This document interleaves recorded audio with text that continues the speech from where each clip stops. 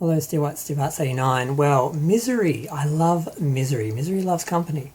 It was pretty much the first novel I ever read because of the film. I actually had the film on video. It's one of the few horror movies and one of the few Stephen King films I actually had on video when I was growing up. I had Misery, The Shining, and Salem's Lot were like some of the first couple of horror movies I ever owned. So I saw it a lot. And again, it's based in Maine. It's a small town.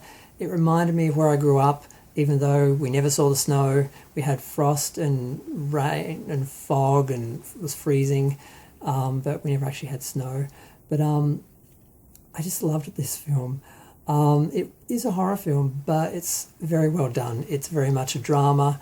It's about fanaticism. It's about obsession. It's about insanity.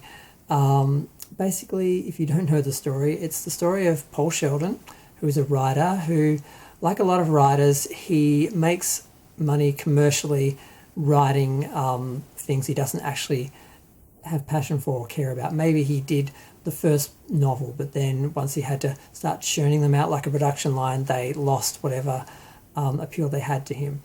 So he's writing this writing this story, this book.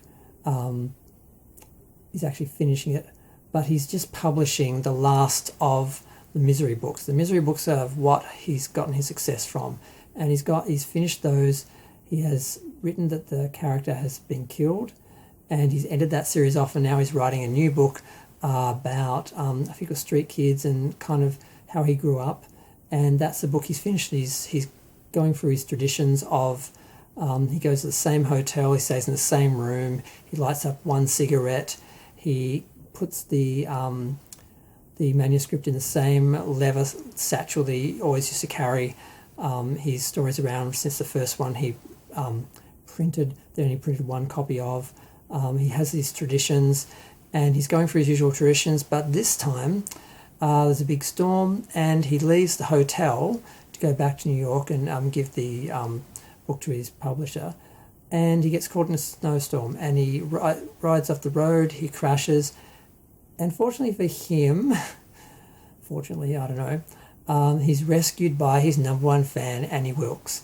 Now, she's been sitting outside his hotel because she knows he's in town writing the book, or writing a book, and she sees him leave. She knows the area. She sort of knew he was going to be in trouble. She waited for him.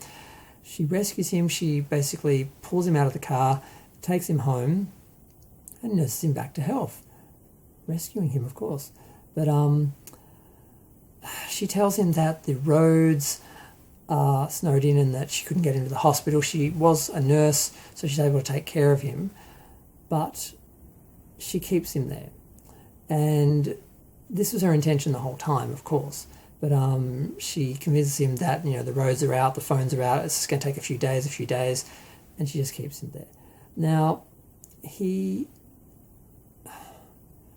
allows her to read the manuscript, and she doesn't like it. And then she gets the novel, because even though the roads open up, she's able to go through the town, she has to sort of pretend like the lines are still out, and she was able to communicate with his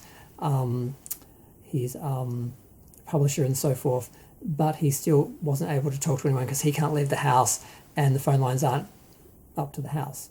So she reads Misery's Child, I think was the name of it, and finds out that he killed the character.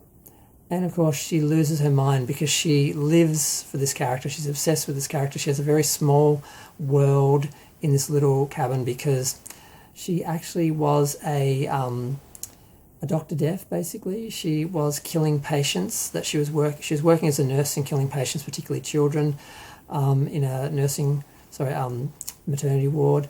And she went to jail. She went to court. I'm not sure if she went to jail, but she went to court, and she ended up basically coming to the small town and basically hiding out in the woods, basically in a cabin. So she makes him burn his book, his new book, that was supposed to be, his new sort of life as a writer and where he was going to go, and makes him write another sequel to Misery where he has to bring the character back to life. So she keeps him there, and at this point, it's not a secret that she's keeping him there. She's told him she hasn't contacted anyone, no one knows he's there, and he has no choice but to do what she wants. And she's, of course, deluded, and he convinces her that he's happy to write the novel, and he's found the error of his ways, and eventually it gets to the point where he's got the novel finished, and he's convinced that they're going to have a candlelit dinner, and she's going to read the last chapter. She's been reading it as he's been writing it.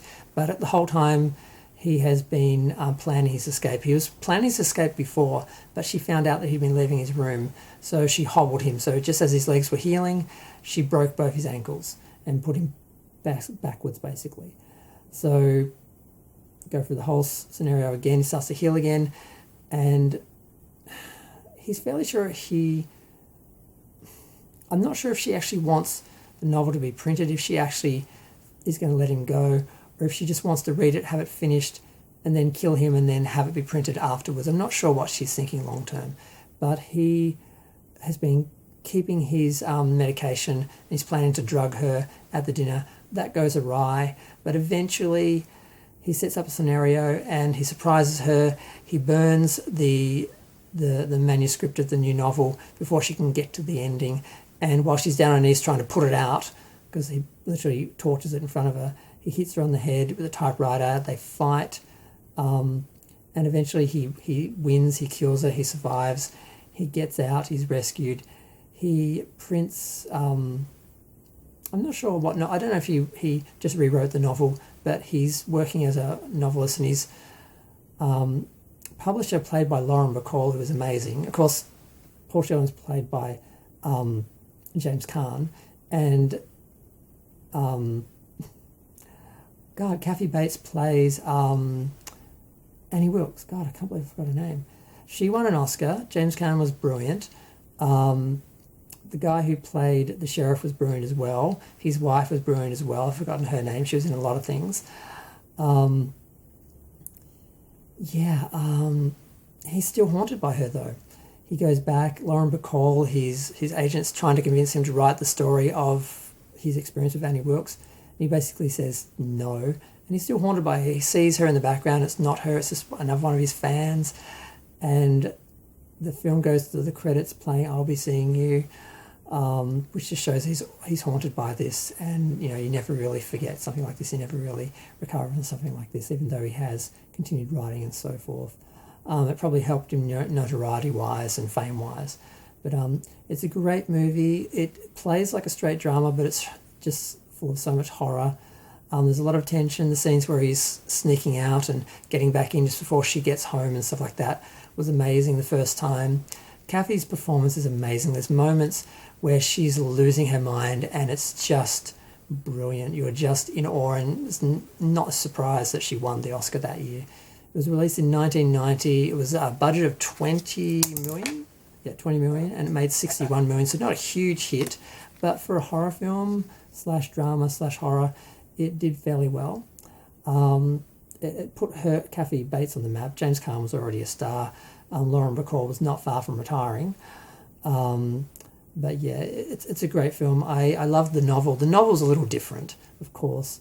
Annie Wilkes was a more horrific character, whereas the Annie Wilkes that Kathy Bates portrays seems fairly harmless to start off with, and then she slowly unravels her insanity, and it really is a tour de force performance. There's moments where you're just amazed. What else do I love about it? I mean, the photography is great, the scenery, the feeling of winter and being trapped and isolated while just sort of like the openness of the winter and the environment. It's weird sort of a visual contradiction where you're seeing so much space in the snow. It seems so expansive, but yet you feel trapped by it. What else? It's just great. I'm just glad I had it on video. I'm glad I watched it when I was growing up. I'm glad it's not one of those films I missed. A lot of films I missed I saw later, but I really got to enjoy this. And I remember everyone was talking about it back in the day. And it was, even though it didn't make a lot at the box office, it was a hit. But I'm getting to 10 minutes. I should stop. But it's a great film. I just wanted to do a review of it because I just watched it recently. I was going through a bunch of Stephen King films because I normally watch Storm of the Century and Shining in winter. And then I started thinking, what about all these other Stephen King films I've seen once, bought on DVD, and never really watched? And a lot of them I couldn't remember what happened in them. And then as I'm going through like a winter theme, I had to watch Misery. And then I thought, well, if I'm going to review these other films, I have to talk about Misery because I love it. And I have. So I hope you love it as much as I do. Feel free to share, like, comment, subscribe. If you haven't seen it, you should watch it. It's great. I'm going to go. Bye.